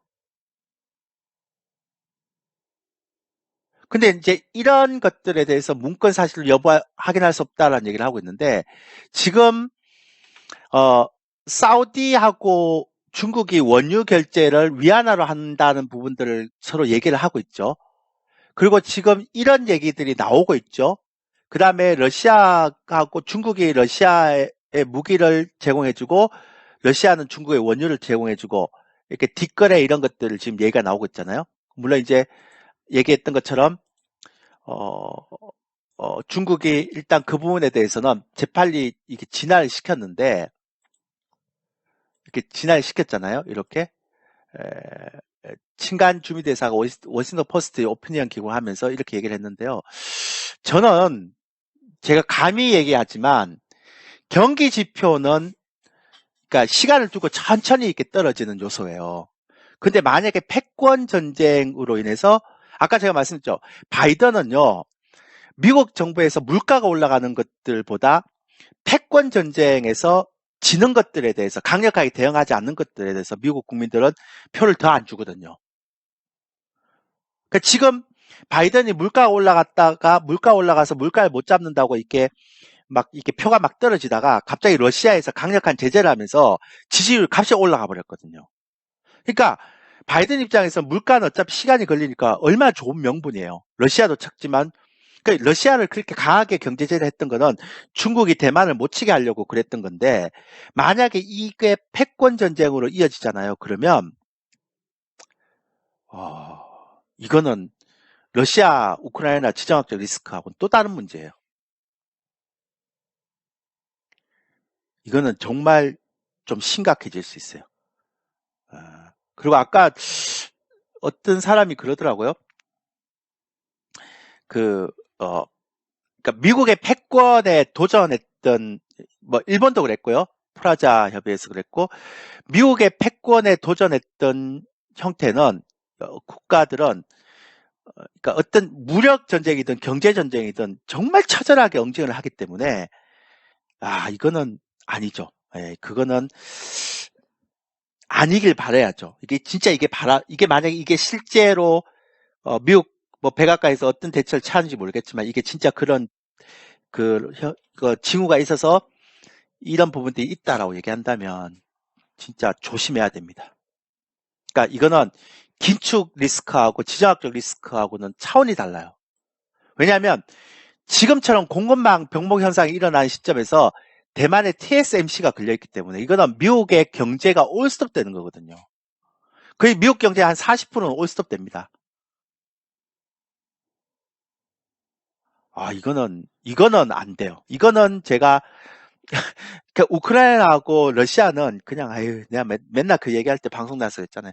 지정학적 리스크는 이렇게 추세로 전환되는 거 아닙니다. 걱정하지 마세요라고 얘기했거든요. 근데 패권 전쟁은요 그런 개념이 아닙니다, 여러분들. 역사를 봐도 그렇고요.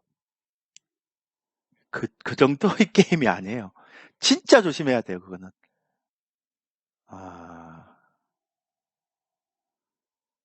근데 지금 시장 반응은 그 정도까지는 아닌 것 같은데요. 관련 종목도 그렇진 않고. 예. 하기야 뭐 갑자기 사실로 밝혀지면 갑자기 확 변하는 게 또 시장이니까. 그건 모르는 거니까. 그죠? 예. 됐어요. 그래서 이제 요것만 생각하세요. 올해는. 그러니까 이제부터는 경기 지표하고 패권 전쟁이기 때문에 지루한 장세를 예고하는 프레임 전환이 됐다. 그리고 제가 오늘 보면서 느낀 거는 역시 우리도 이제 매매 스타일 좀 바꿔야 되겠구나. 그러니까 중기 종목들 한 두세 종목, 한 세네 종목만 남기고 그냥 주식 매매도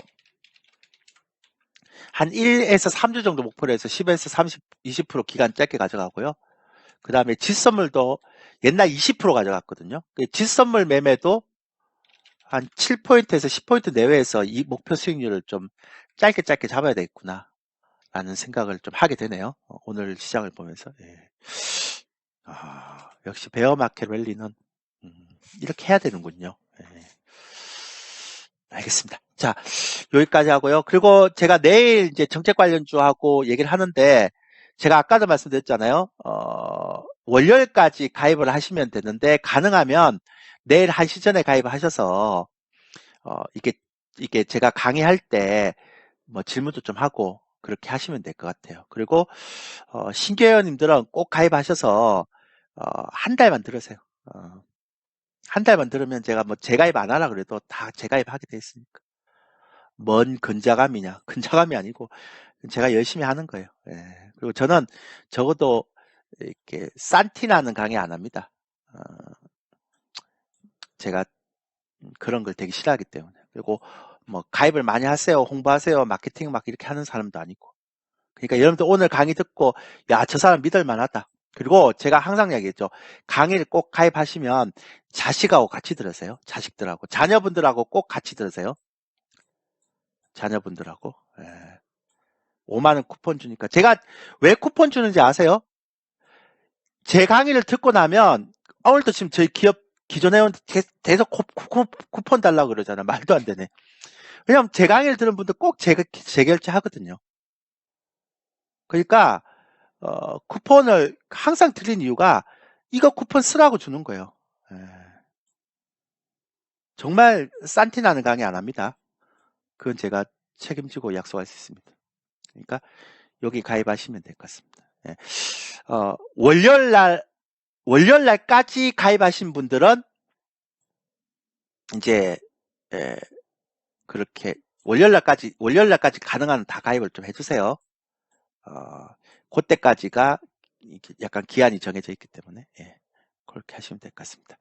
자, 쉽지 않은 시장이고요. 쉽지 않은 상황인 건 맞는 것 같아요. 그러니까 여러분들이 이제 최선을 다해서 종목을 좀 잘 선별하고 가입하면 연장되는 거 아닌가?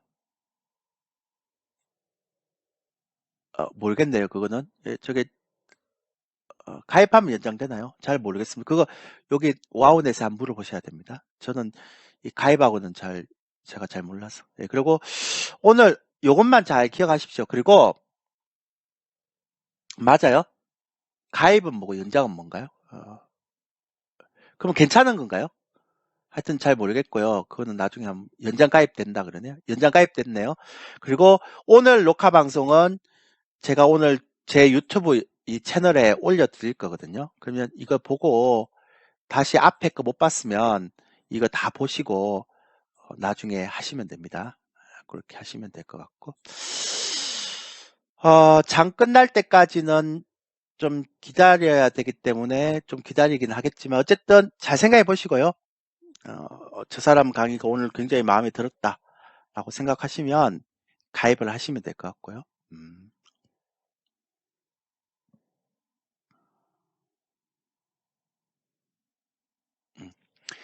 쉽지 않은 시장이니까 종목 선정 잘하고 타이밍 잘해서 좀 이상에서 좀 살아남았으면 좋겠네요. 예. 잠깐만요. 중요한 건 없죠? 제가 또 빠진 게 있나요? 제가 빠진 건 없는 것 같은데. 제가 강의를 안 하고 빠진 거 이런 거 없죠? 예. 그런 건 없는 것 같아요. 뭐 궁금한 거 있습니까? 마지막 궁금한 거 있으면 지금 30분 장 끝났습니다. 예.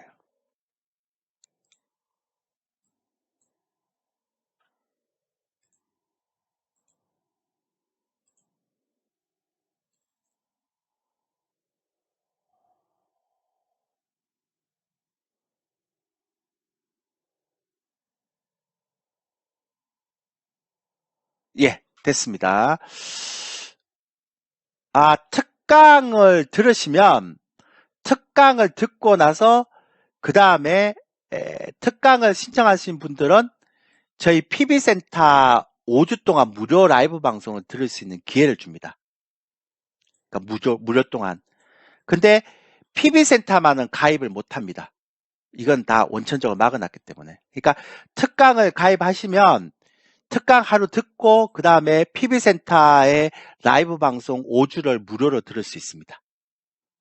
근데 PB센터만은 못 듣습니다. 이해되셨나요? 홍아님? 그러니까 특강을 한번 듣고 나면 그 다음에 PB센터 특강 듣고 PB센터 5주를 무료로 들을 수 있는 그런 혜택을 드리는 겁니다. 됐죠? 또 질문 있습니까? 질문 있으면 질문하시면 됩니다. 뭐든 괜찮으니까 다.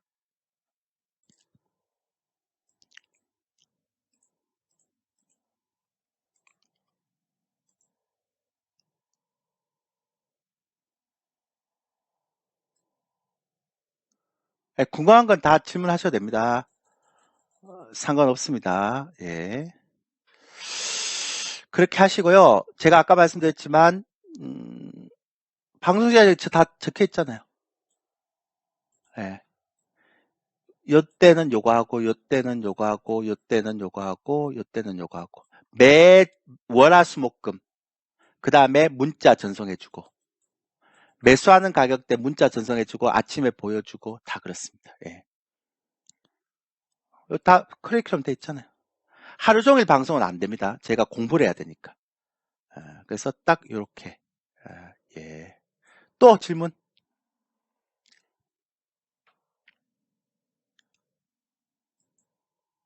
궁금한 거 다 하세요.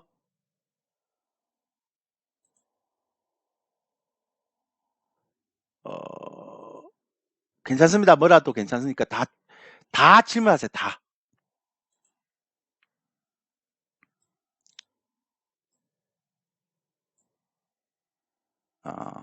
뭐든 괜찮으니까. 예. 아까 제가 말씀드렸잖아요. 그 특강을 들으시면 특강을 하루 듣고 나서 저희가 PB센터 운영하는 라이브 방송이 있다고. 그러니까 라이브 방송은 PB센터가 다 운영되는 부분이니까 이 PB센터를 무료로 5주 동안 듣게 해준다고요. 근데 PB센터만 단독으로 가입은 쉽지 안 된다고요. 불가능하다고요. 반드시 특강을 듣고 PB센터로 무료 5주가 되는 거고 PB센터 단독으로는 못 듣는다고요. 그러니까 특강을 하루 들으면 PB센터 라이브 방송 5주 동안 무료로 듣게 해주고 PB센터 단독으로 가입은 안 된다고요. 이거는 이해되셨죠? 예. 지수 바닥 나왔다고 보시나요? 아니요. 바닥 안 나왔는데 당분간은 박스권이 나는 거예요. 바닥은 아무도 알 수 없는데 저는 아직 안 나왔다. 하반기에 만약에 인플레이션이 못 잡히고 하반기에 만약에 인플레이션 지금 제 생각에 하반기에 인플레이션이 4%까지 안 잡히고 그러니까 하반기에 인플레이션이 4%까지 안 잡히고 그 다음에 금리를 만약에 올해 7번까지 인상하는 그런 사항이 오면 그러면 내년에 2300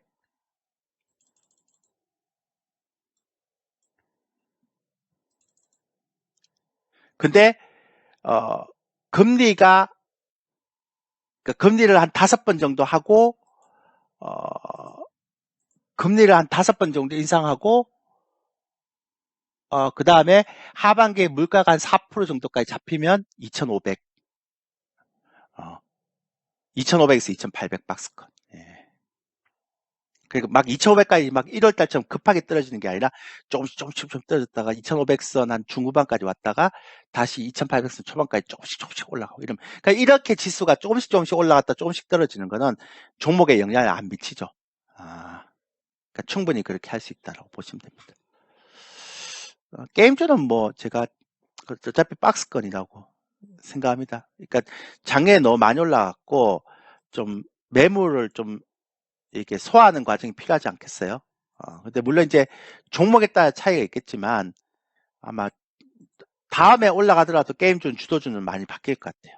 예. 그러니까 작년에 주도주였던 종목들이 올해 주도주가 되긴 좀 힘들 것 같고 올해 주도주는 좀 새로운 종목을 바뀌지 않을까 그런 생각을 하게 됩니다. 예. 또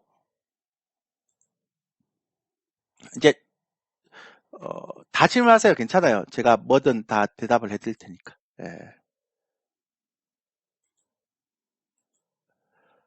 PB센터 2개월 없어요. 홍아님. 2개월짜리 없는데요. PB센터. 그래서 제가 지금이 훨씬 더 싸다고 해서 매번 특강을 들으라고 그러는 거잖아요. 저희는 PB센터 가입이 안 됩니다. 그래서 저희가 연장 결제하시는 분들이 매번 특강을 그러니까 특강을 6번 연속해서 재결제 시켜버리는 거예요. 그러니까 특강을 결제하고 또 결제하고 또 결제하고 또 결제하고 또 결제하고 이렇게 연속해서 결제를 하는 거예요. 특강을. 왜냐면 PB센터를 안 하기 때문에. 그러니까 PB센터는 항상 특강을 들은 사람이 PB센터를 듣게끔 저희가 제도를 바뀌었기 때문에 PB센터만 못 듣기 때문에 연장 결제하신 분들은 계속 특강을 듣고 특강을 계속 연장 결제하는 거예요.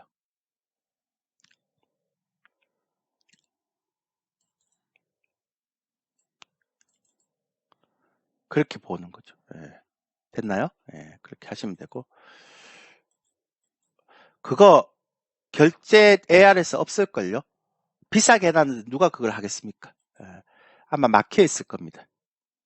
예, 아마 막혀 있을 것 같아요. 없을 겁니다. 예. 그렇게 들어가면 반등은 나오겠지만 좀 쉽지 않지 않겠어요? 작년에 많이 올라갔는데 그게 개인들의 물량도 많고 공매도도 많이 차있기 때문에 한계가 있겠죠. 한계가 2차전지는. 그러니까 작년에 많이 올라간 종목들은 올해 많이 올라가기가 쉽지 않아요. 제가 맨날 얘기 드렸잖아요. 약간의 그런 어떤 매물 소화 과정이 좀 필요한 게 필요한 거죠. 됐죠? 그렇게 하시면 될 것 같습니다. 자, 됐고요. 오늘 여기까지 하겠습니다. 그리고 월요일까지 내일 만약에 특강을 들으시려면 내일 오후 1시까지 하시면 되고, 난 특강에 생방송을 참여하겠다 그러면 내일 오후 1시까지 하시면 되고, 나는 특강은 뭐 다시 보기를 하면 되니까 5주를 뭐 무료로 듣겠다라고 하면 월요일까지 해야 됩니다. 화요일부터 5주 무료 제공 없습니다. 그러니까 그것만 좀 체크하시고 가시면 충분할 것 같습니다. 됐죠? 예. 자, 판단하셔서 가시면 될 것 같아요. 예, 고생 많았습니다. 예.